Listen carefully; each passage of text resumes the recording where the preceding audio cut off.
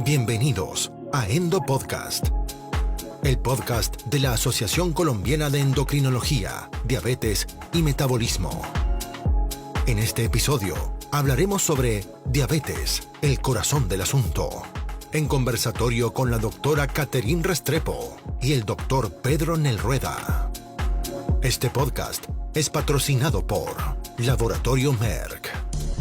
Este es un material informativo para la comunidad médica que se encuentra destinado exclusivamente a profesionales de la salud, facultados para prescribir medicamentos de venta bajo fórmula médica.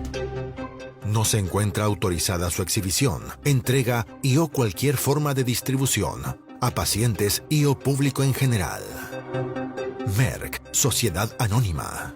El presente material se envía a profesionales de la salud interesados en la temática tratada por cortesía de Merck, Sociedad Anónima. Avenida Carrera 9, 101, 67, piso 5, oficina 501A, Edificio Naos, Bogotá. Conozca más sobre Merck, Sociedad Anónima, en www.merckgroup.com/co-medio-es. Bienvenidos. Advertencia. Este material es exclusivo para el cuerpo médico. Todos los casos clínicos aquí presentados son únicos y es importante hacer su propia investigación. Bienvenidos a este segundo episodio de El corazón de la diabetes. Hoy trataremos sobre diabetes, el corazón del asunto. Tengo el gusto inicialmente de presentarme. Mi nombre es Pedro Nelrueda Plata, soy médico internista, endocrinólogo. He sido presidente de la Asociación Colombiana de Endocrinología y actualmente presidente de la Federación Latinoamericana de Endocrinología.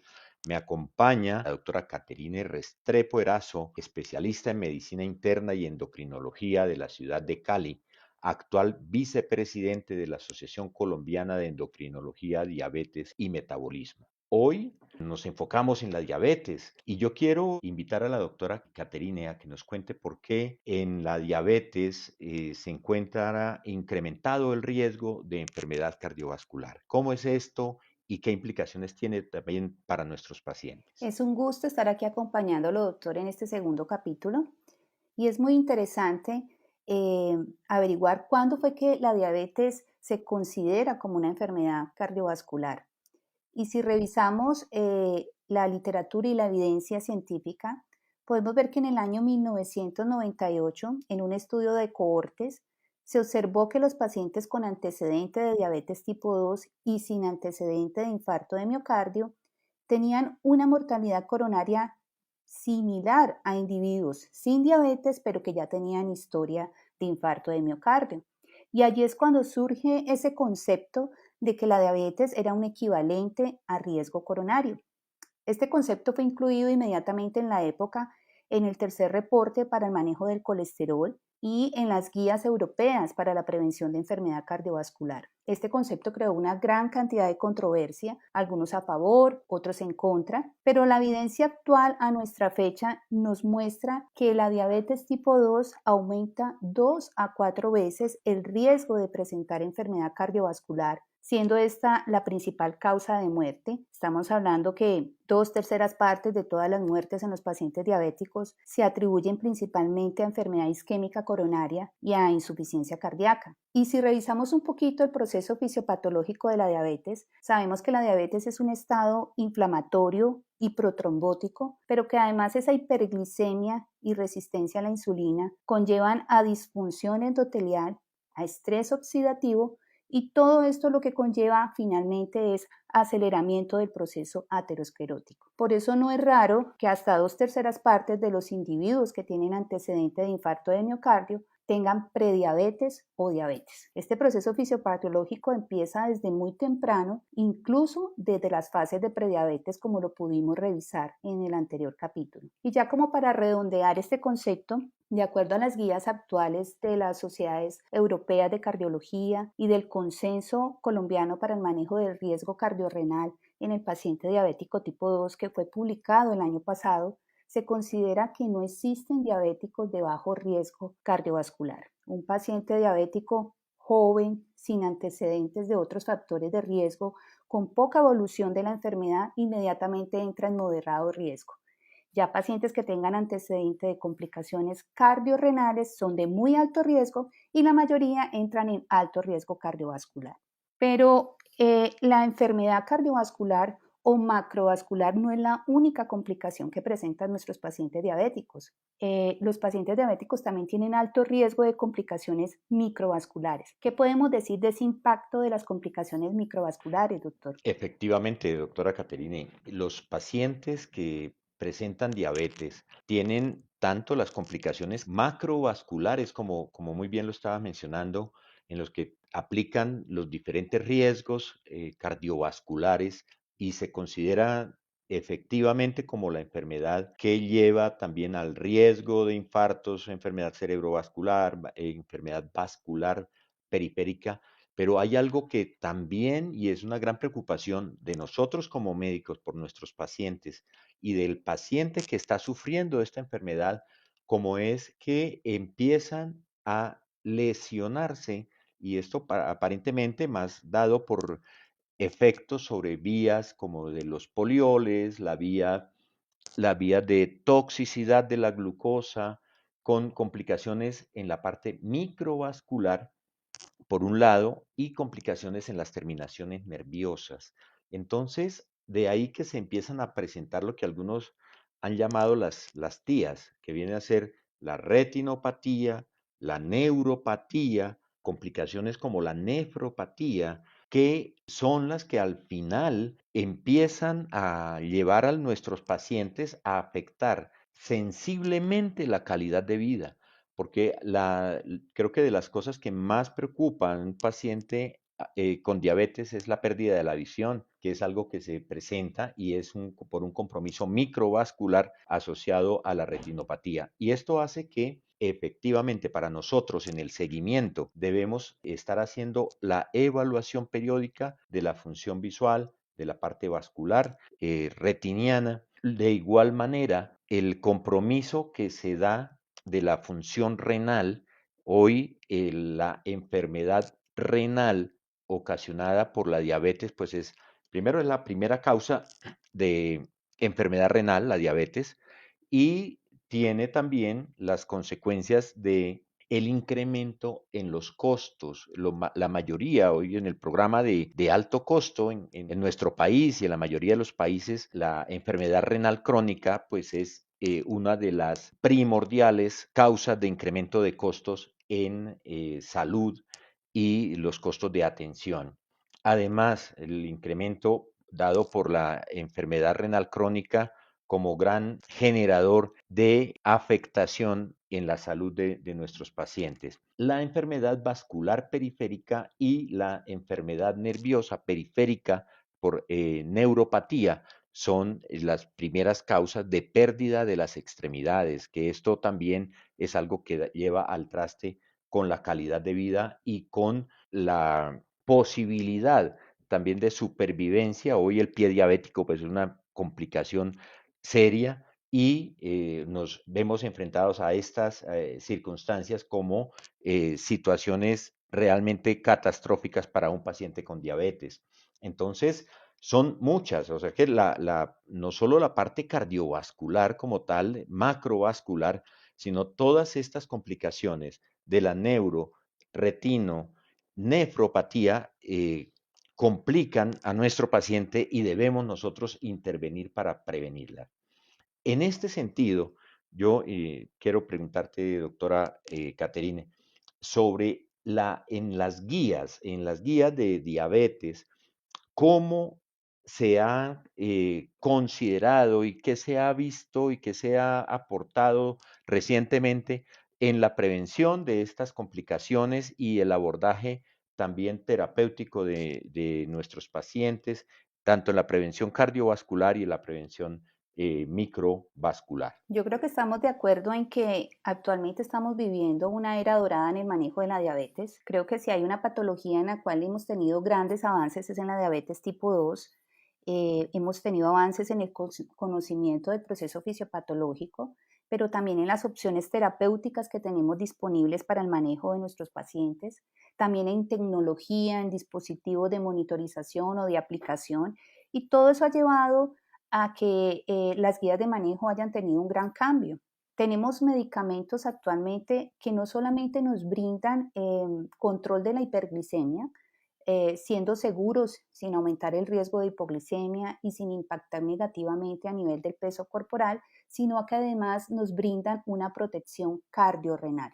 Pero hay algo que usted mencionó que es muy importante, doctor, y es que la principal manera de evitar estas complicaciones es haciendo un diagnóstico y un tratamiento temprano de la enfermedad. O sea, llevar el paciente a metas desde el diagnóstico nos lleva a una disminución de las complicaciones microvasculares y probablemente macrovasculares en los pacientes de reciente diagnóstico.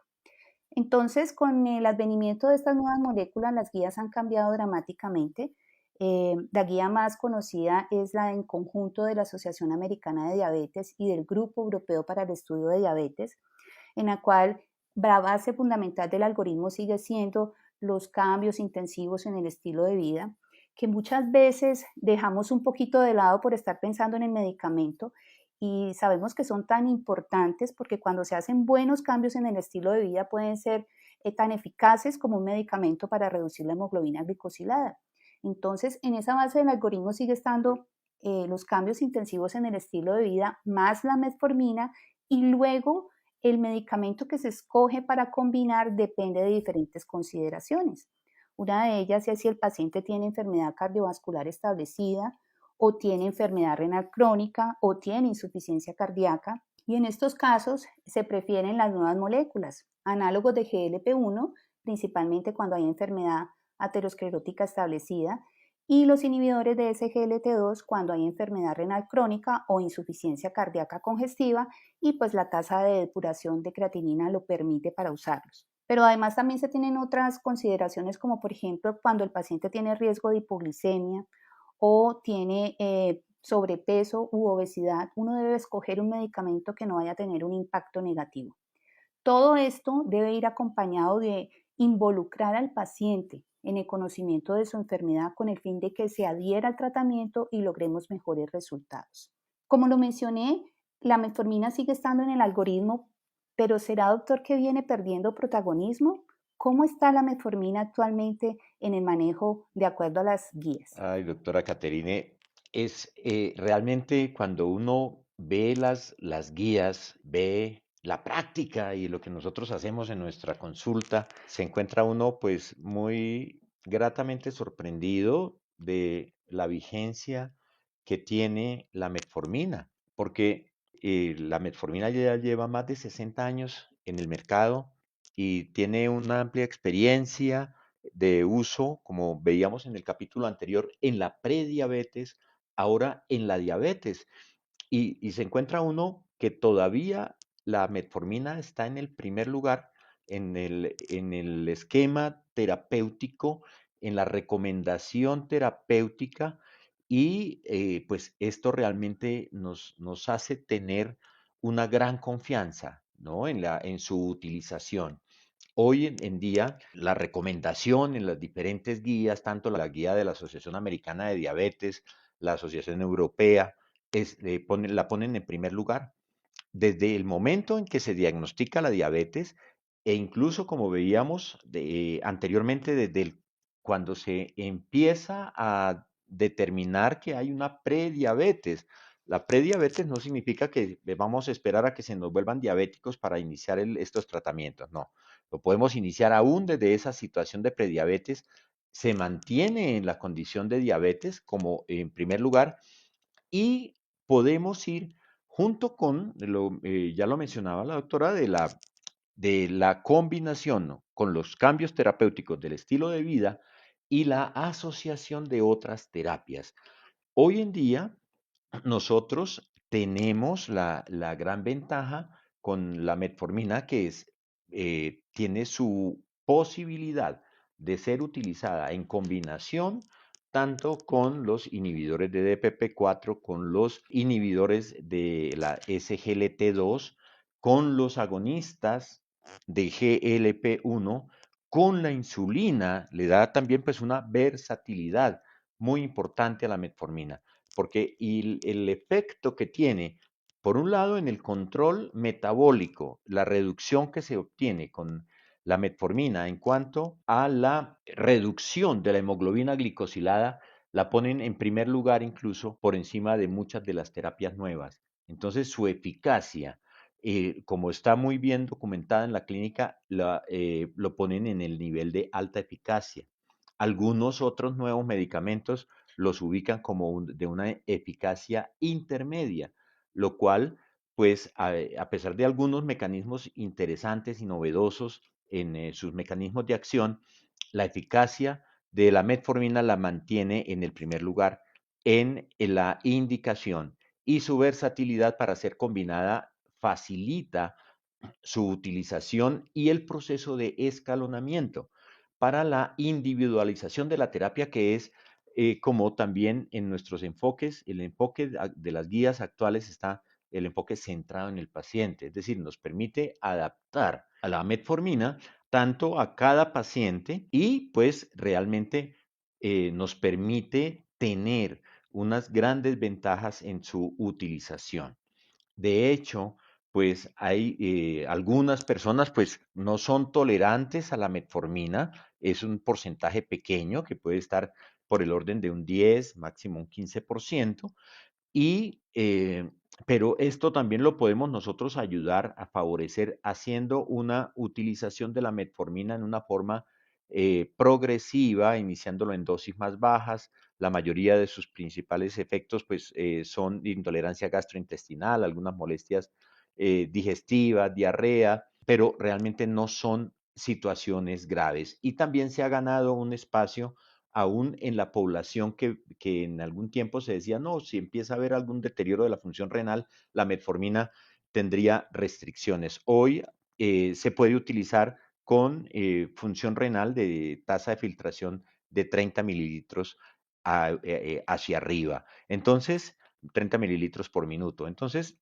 esto es muy bueno porque la metformina pues le confiere, tiene esa versatilidad, esa disponibilidad para ser utilizada en muchas condiciones de nuestro paciente diabético. Un detalle que hay que recomendar siempre, y esto lo vamos a decir en nuestras sesiones, de lo que se ha encontrado últimamente, pues lo que puede darse en algunos pacientes en la exposición prolongada a la metformina, la disminución de la vitamina B12, pero se puede suplementar muy fácilmente para evitar que se presenten complicaciones como alguna neuropatía por el déficit de esta vitamina y algunas alteraciones hematológicas. En fin, yo ya he hablado bastante de esto de la metformina, no sé, doctora Caterine, de pronto algunos detalles que se me hayan escapado en lo que también usted quisiera profundizar para refuerzo de nuestra audiencia en relación con este importante medicamento. Sí, doctor, bueno, de acuerdo con todo lo que ha mencionado, yo creo que la metformina cumple los requisitos de los nuevos medicamentos, ha demostrado eficacia, seguridad, no produce hipoglicemia, no nos impacta negativamente en el peso. Y una cosa que nos encanta es el costo. El costo permite utilizarlo en todos nuestros pacientes, pero también cabe anotar que los estudios actuales de seguridad cardiovascular con las nuevas moléculas se hicieron en pacientes que no solamente recibían esa molécula que estaba siendo evaluada, sino que también estaban recibiendo otras moléculas y podemos decir que hasta un 60, un 70% recibían metformina de base. Es decir, que sabemos que al combinar medicamentos estamos complementando ese mecanismo de tratamiento en los diferentes procesos fisiopatológicos de la diabetes, es decir, combinar nos ayuda a mejorar el control de nuestros pacientes. Yo creo que ya vamos llegando al final de este segundo episodio. Hemos podido revisar cómo la diabetes impacta en complicaciones macro y microvasculares. También hemos revisado cómo han evolucionado las guías de diabetes y cómo sigue siendo vigente la metformina en el manejo de nuestros pacientes diabéticos. Agradecemos a toda su audiencia y los esperamos para nuestro tercer y último episodio de esta trilogía, donde precisamente revisaremos más allá la metformina, esta viejita conocida y que sigue estando vigente, y vamos a hablar de la metformina, el corazón de la diabetes. Muchas gracias. Muchas gracias. Esto fue Endo Podcast. Los invitamos a conocer más contenidos en la web www.endopodcast.org y suscríbase al newsletter. Síganos en nuestro Instagram, @AceEndocrino. Nos reencontraremos brevemente en una nueva dosis de Endo Podcast. Gracias por escucharnos.